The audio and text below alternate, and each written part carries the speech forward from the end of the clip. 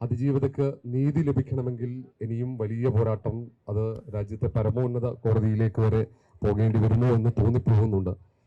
പുറത്തു വന്ന നിരവധി തെളിവുകൾ അത് കോടതിക്ക് മുന്നിൽ പരിഗണിക്കപ്പെട്ടിട്ടില്ല എന്നാണ് മനസ്സിലാക്കാൻ കഴിയുന്നത്. കാരണം പല തെളിവുകളും ഞങ്ങൾ തന്നെ റിപ്പോർട്ടർ TV തന്നെ പുറത്തുവിട്ടതാണ്. ആ തെളിവുകൾ പലതും ഭൂരിഭാഗം തെളിവുകളും അവഗണിക്കപ്പെട്ടു.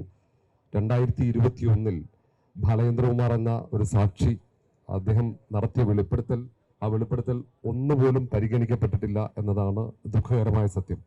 ആ വെളിപ്പെടുത്തൽ പരിഗണിക്കപ്പെട്ടില്ലെങ്കിൽ പിന്നീട് അങ്ങോട്ട് അദ്ദേഹം റിപ്പോർട്ടർ പുറത്തെത്തിച്ച 2021 ശേഷമുള്ള തെളിവുകൾ, തുടരന്വേഷണത്തിൽ പോലീസ് കണ്ടെത്തിയ ഒട്ടേറെ തെളിവുകൾ, അതൊന്നും കോടതിയുടെ മുന്നിൽ അത് പ്രധാന തെളിവുകളാകുന്നില്ല എന്നാണ് ഈ വിധി വായിക്കുമ്പോൾ നമുക്ക് മനസ്സിലാക്കാൻ കഴിയുന്നത്. സ്വാഭാവികമായും ഈ അതിജീവിതക്ക് നീതി ലഭിക്കണമെങ്കിൽ നീതിബോധമുള്ള കേരള സമൂഹം തെരുവിലേക്ക് ഇറങ്ങേണ്ടി വരുമെന്ന കാര്യത്തിൽ ഒരു സംശയവുമില്ല. കാരണം പുറത്ത് ഞങ്ങൾ പറഞ്ഞതിനേക്കാൾ കൂടുതൽ കാര്യങ്ങൾ ആ ഘട്ടത്തിൽ ഏതാണ്ട് കുറച്ചു കാലമായി ഇതിനൊപ്പം നടക്കുന്നതുകൊണ്ട് നന്നായി അറിയാവുന്നതാണ്. ആ ഒരു ബോധ്യത്തിലാണ് എല്ലാ പ്രതിബന്ധങ്ങളും മറികടന്ന് ഭീഷണികളും മറ്റ് നിയമപ്രശ്നങ്ങളൊക്കെ മറികടന്നുകൊണ്ട് പോരാട്ടത്തിനിറങ്ങിയത്. ആ ഒരു പോരാട്ടത്തിനിടയിലാണ് അന്ന് ഏതാണ്ട് വിധിപ്പകർപ്പിലുടനീളം എൻ്റെ പേര്, അന്നത്തെ ഞങ്ങളുടെ എഡിറ്റർ ഇൻ ചീഫായ MV നികേഷ് കുമാറിന്റെ പേര്, റിപ്പോർട്ടർ TVയുടെ പേര് കുറ്റപ്പെടുത്തലുകളായി നിരവധി ഇടത്തുണ്ട്. അതൊക്കെ ഈ പ്രതിഭാഗം അഭിഭാഷകർ നിരത്തിയ ആരോപണങ്ങൾ അതേപടി ഈ പേജുകളിൽ എഴുതി പിടിപ്പിച്ചതായി കാണാൻ പറ്റും. അത് വായിക്കുമ്പോൾ കാണാൻ പറ്റും. അതിനപ്പുറത്തേക്ക് ഏതാണ്ട് 9 കേസുകൾ, അത് ഏതാണ്ട് 5 കേസെങ്കിലും സ്വമേധയാ കോടതിയുടെ നിയന്ത്രണം ലംഘിച്ചു എന്ന് പറഞ്ഞ് പിന്നീടുള്ള 3ഓളം കേസുകൾ കോടതി അലക്ഷ്യമാണ്. അതിജീവിതക്ക് നീതി ലഭിക്കാൻ വേണ്ടി ഏത് കോടതി ലക്ഷ്യമോ ഏത് കേസും നേരിടാനും ഇനി ആവശ്യമെങ്കിൽ ജയിലിനകത്തേക്ക് പോകാനും ഞങ്ങൾ തയ്യാറാണ്. അക്കാര്യത്തിൽ ഒരു സംശയവുമില്ല. അന്ന് അത് മനസ്സിലാക്കിക്കൊണ്ട് നടത്തിയ പോരാട്ടം കൊണ്ടാണ് മെമ്മറി കാർഡ് കോടതി കസ്റ്റഡിയിലിരിക്കെ ഈ പീഡന ദൃശ്യങ്ങൾ അടങ്ങിയ ക്രൂരമായ പീഡനമാണ്. ഏതാണ്ട് 2 മണിക്കൂറോളം വാഹനത്തിൽ ഒന്ന് ശബ്ദിക്കാൻ പോലും പറ്റാത്ത രീതിയിലുണ്ടായ പീഡനമാണ്.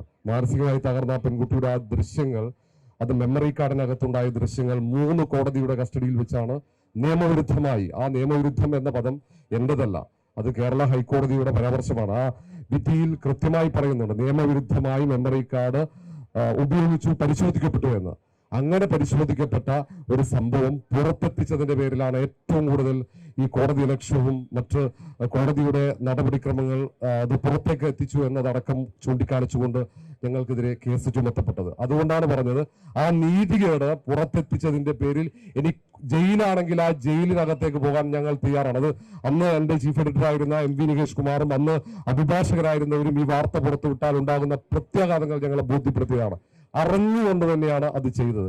കാരണം അത് ചെയ്തില്ലെങ്കിൽ അത് ആ പെൺകുട്ടിയോട് അല്ലെങ്കിൽ കേരള സമൂഹത്തോട് ചെയ്യുന്ന ഏറ്റവും വലിയ നീതികേടായിരിക്കും. കാരണം FSL റിപ്പോർട്ട് അടിസ്ഥാനമാക്കിയാണെന്ന് ഈ മെമ്മറി കാർഡ് ദുരുപയോഗം ചെയ്യപ്പെട്ടു എന്ന് കൃത്യമായി. കാരണം ആ റിപ്പോർട്ടിന്റെ ആദ്യത്തെ വരി തന്നെ പറയുന്നത് ഞെട്ടിക്കുന്നത് എന്ന് ചൂണ്ടിക്കാണിച്ചുകൊണ്ടാണ് ആ റിപ്പോർട്ട് തുടങ്ങുന്നത്.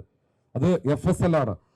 ഈ ഫോറൻസിക് സയന്റിഫിക് ലാബിലെ സയന്റിസ്റ്റുകൾ പരിശോധിച്ച് കണ്ടെത്തിയതാണ്. ആ കണ്ടെത്തലുകൾ അത് ഒന്ന് അതിന്റെ ആദ്യ കോടതി പ്രൈമറി കോർട്ട്, അത് അങ്കമാലി കോടതിയായിരുന്നു, അങ്കമാലി മജിസ്ട്രേറ്റ് കോടതിയായിരുന്നു. ആ കോടതിയിൽ വെച്ച് മെമ്മറി കാർഡിലെ പീഡന ദൃശ്യങ്ങൾ അത് ഒരു വിൻഡോസ് ഓപ്പറേറ്റിംഗ് സിസ്റ്റത്തിലാണ് അത് പരിശോധിക്കപ്പെട്ടത്. പിന്നീട് വന്ന ജില്ലാ സെഷൻസ് കോടതിയിൽ സമാനമായി വിൻഡോ ഓപ്പറേറ്റിംഗ് സിസ്റ്റത്തിൽ പരിശോധിക്കപ്പെട്ടു. ഇതൊക്കെ പരിശോധിക്കുമ്പോൾ അതിന്റെ ഹാഷ് വാല്യൂ മാറ്റപ്പെടുന്നു. അത് ഏതെങ്കിലും തരത്തിൽ കൃത്രിമത്വം നടന്നു എന്നതിന്റെ സൂചനയായി പോലും ആണ് ഈ വിദഗ്ധർ ചൂണ്ടിക്കാട്ടുന്നത്.